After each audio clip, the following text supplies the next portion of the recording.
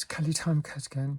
Today I'm going to talk to you about Tick Tick Boom 2021. I was unfamiliar with the name Jonathan Larson, and a musical is not my favourite genre, but there are some that I've enjoyed a lot. So this film had cropped up a few times on the recommended list when I was visiting a friend. She's got Netflix, I haven't. We decided to give it a go yesterday. The story's set in 1990, a year that I look back on with fondness. On 4th February that year, Jonathan turned 30, and the focus of the film is the week leading up to that landmark. It reminded me of the angst of that age, but Jonathan is writing a musical, attempting to get into Broadway. Everything's accentuated. It's a different level of anxiety, I can imagine. He called it 30/90, I suppose 90 for the year, 30 for his age. So he's attempting to get into Broadway. He's produced some awesome songs about that struggle, his self-conscious fears,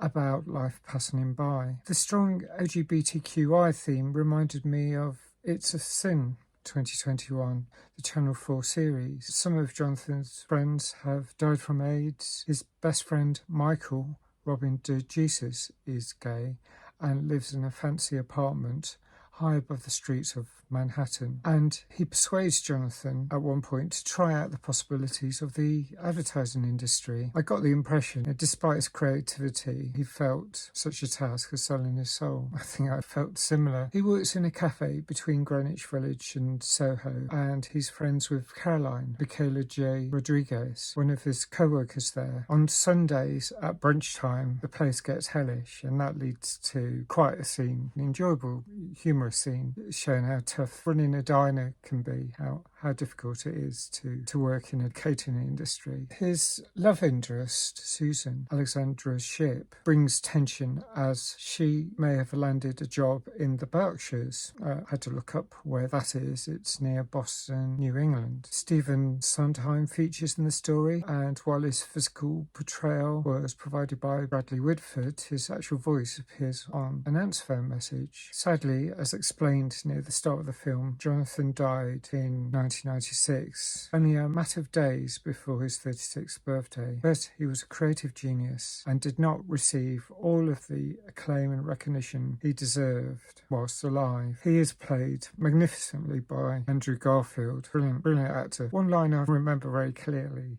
comes from a character called Rosa Stevens, played by Judith Light, when Jonathan asks what to do after what feels like a setback. I won't say what the line is, but it's brutal. It shows how relentless and tireless it is living as an artist in New York City. I'm going to give this film 8.5 out of 10. Just great film, really thought-provoking, and captures the feeling of Manhattan in the 1990s. Let me know what you think if you've seen the film, and thanks for watching. Bye for now.